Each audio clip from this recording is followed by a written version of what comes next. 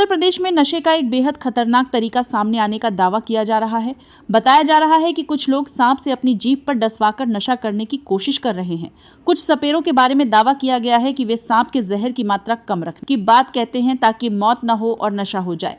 लेकिन सांप का जहर बेहद खतरनाक होता है और इसकी मात्रा का अनुमान लगाना संभव नहीं है। ऐसी हरकत जानलेवा साबित हो सकती है। दिमागी नक्सल शब्द को लेकर देश की राजनीति में नया विवाद शुरू हो गया है।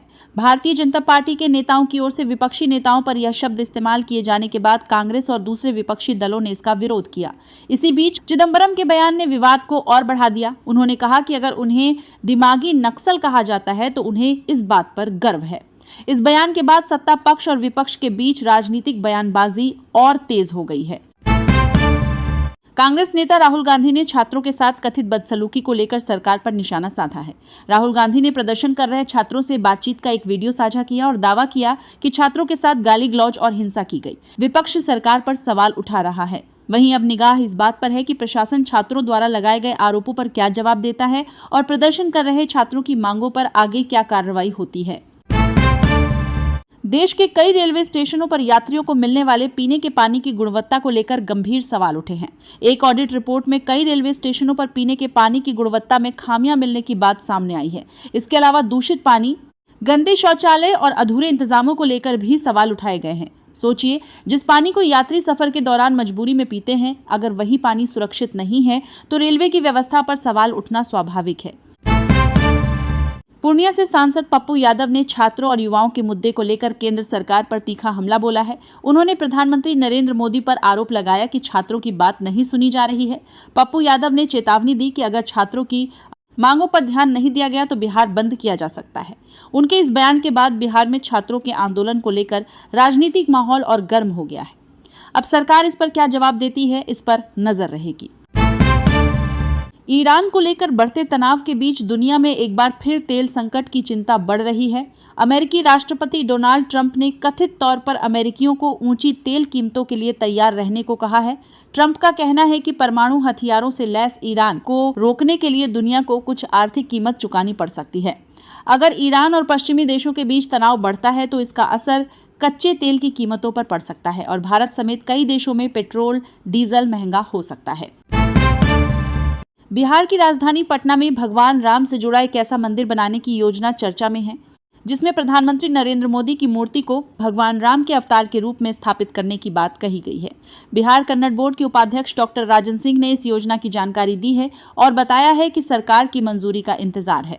के अनुसार करीब 5 एकड़ जमीन पर मंदिर बनाया जाएगा और इसके निर्माण पर लगभग 112 करोड़ रुपए खर्च होने की बात कही गई है। इस प्रस्ताव पर अब राजनीतिक बहस होना तय माना जा रहा है। देश की बसों में लगाए गए आपातकालीन अलर्ट बटन को लेकर संसद की एक समिति की रिपोर्ट में गंभीर सवाल उठाए गए हैं। रिपोर्ट के अनुसार करीब 15 रुपए की कीमत वाले एक बटन के लिए कथित तौर पर 25,000 रुपए तक वसूले जाने की बात सामने आई है। यह जानकारी सही साबित होती है तो सरकारी खरीद प्रक्रिया पर बड़ा सवाल खड़ा होता है। आखिर एक छोटे से बटन की कीमत इतनी ज्यादा कैसे पहुंच गई? अब इस पूरे मामले में जिम्मेदारी तय करने की मांग उठ सकती है। वंदे मातरम को लेकर भारतीय जनता पार्टी और कांग्रेस के बीच विवाद लगातार बढ़ता जा रहा है। केंद्रीय गृह मंत्री अमित शाह ने कांग्रेस नेता सोनिया गांधी पर निशाना साधते हुए आरोप लगाया कि कांग्रेस मुख्यालय में वंदे मातरम के गायन को बीच में रोक दिया गया था। अमित शाह ने सवाल उठाया कि आखिर राष्ट्रगीत को रोकने की जरूरत क्यों पड़ी। उन्होंने कांग्रेस से इस मामले में माफी मांगने को कहा है। अब इस मुद्दे पर दोनों पार्टियों के बीच राजनीतिक बयानबाजी तेज हो गई है। स्वतंत्रता दिवस के मौके पर कांग्रेस मुख्यालय में वंदे मातरम के कथित अपमान को लेकर विवाद लगातार बढ़ रहा है। भारतीय जनता पार्टी ने आरोप लगाया है कि वंदे मातरम का गायन बीच में रोक दिया गया था और इसे राष्ट्रगीत का अपमान बताया है। वहीं कांग्रेस की ओर से इस पूरे मामले पर अपना अलग पक्ष रखा गया है। अब सवाल यह है कि कार्यक्रम में वास्तव में क्या हुआ था और क्या इस घटना को लेकर कांग्रेस को माफी मांगनी चाहिए। इसी मुद्दे पर देश में राजनीतिक बहस तेज है। मध्य प्रदेश के करीब 82 लाख किसानों के लिए खाद को लेकर बड़ी खबर सामने आई है। खाद की बिक्री पर रोक लगाए जाने के बाद किसान काफी परेशान थे और उन्हें चिंता थी कि फसल के समय खाद कहां से मिलेगी। अब सरकार ने दावा किया है कि 17 अगस्त से किसानों को उनकी जरूरत के अनुसार खाद उपलब्ध कराई जाएगी। हालांकि किसानों की असली परेशानी तभी दूर होगी जब उन्हें खाद समय पर और बिना ज्यादा परेशानी के मिल सकेगी। अब सरकार के इस दावे की जमीनी हकीकत देखना महत्वपूर्ण होगा। कम समय में खाना पहुंचाने वाली कंपनियों की तेजी के बीच अब खाने की साफ सफाई को लेकर गंभीर सवाल खड़े हो गए हैं। महाराष्ट्र में ब्लिंकिट, जोमैटो और स्विगी से जुड़े कुछ ठिकानों पर जांच के दौरान कथित तौर पर कॉकरोच और गंदगी मिलने की खबर सामने आई है। इसके बाद सवाल उठ रहा है कि कंपनियां खाना कितनी जल्दी पहुंचा रही हैं, लेकिन क्या खाने की गुणवत्ता और साफ सफाई की भी उतनी ही गंभीरता से जांच हो रही है? खाद्य विभाग की कार्रवाई के बाद यह मामला चर्चा में है। बिहार पुलिस ने लड़कियों और महिलाओं के खिलाफ होने वाले अपराधों को रोकने के लिए एक बड़ा जागरूकता अभियान चलाया है। इस अभियान के तहत करीब 2 लाख लड़कों को महिलाओं और लड़कियों के साथ सही व्यवहार करने के बारे में समझाया गया। पुलिस ने उन्हें बताया कि छेड़खानी, गलत तरीके से छूना और बैड टच जैसी हरकतों पर कानून के तहत क्या कार्रवाई हो सकती है। पुलिस का कहना है कि अपराध होने के बाद कार्रवाई करने के साथ साथ युवाओं को पहले से जागरूक करना भी जरूरी है।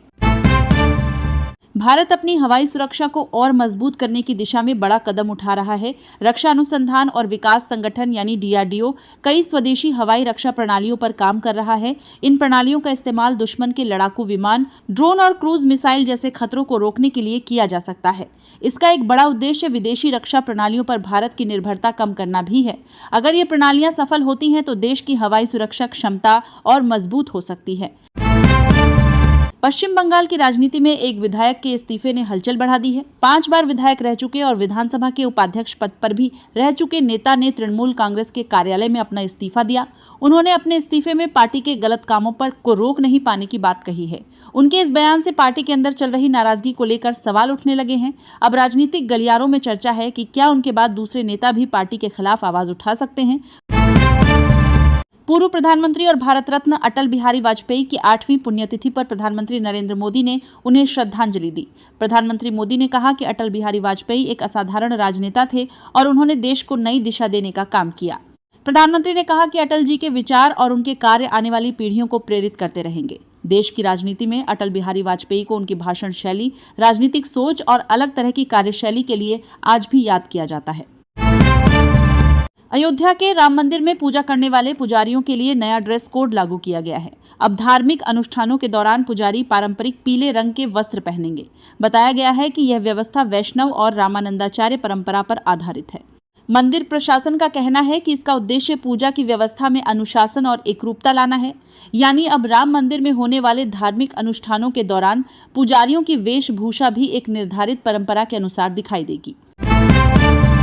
कर्नाटक के मंगलुरु में कांग्रेस नेता सोनिया गांधी के खिलाफ शिकायत दर्ज होने की खबर सामने आई है। यह शिकायत स्वतंत्रता दिवस के मौके पर कांग्रेस मुख्यालय में वंदे मातरम के कथित अपमान को लेकर की गई है।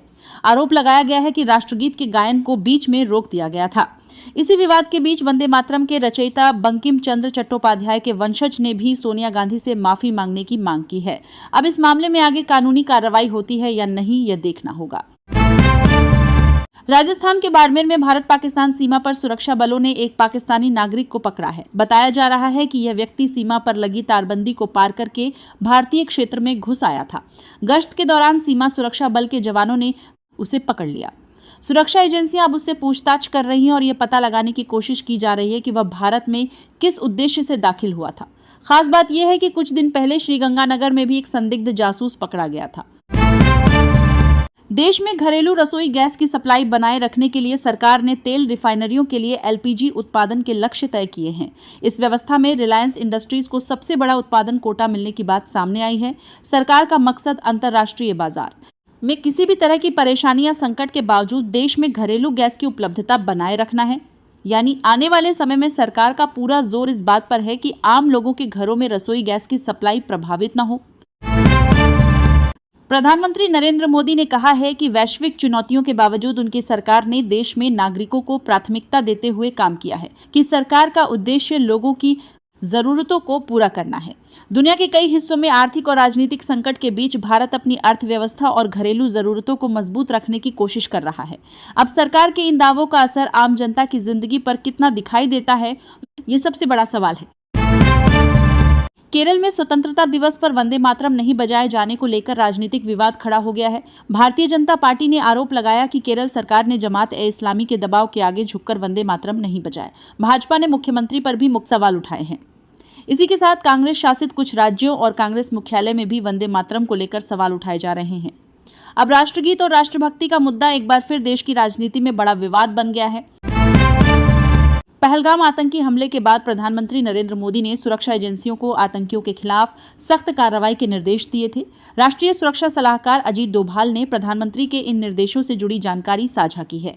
बताया गया कि प्रधानमंत्री ने साफ संदेश दिया था कि आतंकी चाहे जमीन पर हो, आसमान में हो या कहीं छिपे हों, उन्हें छोड़ा नहीं जाना चाहिए। इस बयान के बाद आतंकवाद के खिलाफ भारत की आगे की रणनीति को लेकर भी चर्चा तेज हो गई है। प्रधानमंत्री नरेंद्र मोदी के लाल किले से दिए गए स्वतंत्रता दिवस के भाषण में युवाओं का कई बार जिक्र हुआ। भाषण के आंकड़ों के अनुसार प्रधानमंत्री ने युवाओं का 52 बार उल्लेख किया, जबकि भारत शब्द का इस्तेमाल 111 बार किया गया। उन्होंने दुनिया का जिक्र 62 बार किया और मेरे प्यारे देशवासियों व साथियों जैसे शब्दों का भी इस्तेमाल किया। भाषण में युवाओं, भारत की ताकत और दुनिया में भारत की भूमिका पर खास जोर दिखाई दिया। भारत के स्वतंत्रता दिवस के मौके पर दुबई का मशहूर बुर्ज खलीफा तिरंगे के रंगों से जगमगा उठा। संयुक्त अरब अमीरात ने इस खास अंदाज में भारत के साथ अपनी दोस्ती और सम्मान का संदेश दिया। दुनिया की सबसे प्रसिद्ध इमारतों में शामिल बुर्ज खलीफा पर भारतीय तिरंगे के रंगों की रोशनी देखना लोगों के लिए आकर्षण का केंद्र रहा। सोशल मीडिया पर भी इसकी तस्वीरें और वीडियो तेजी से चर्चा में आए।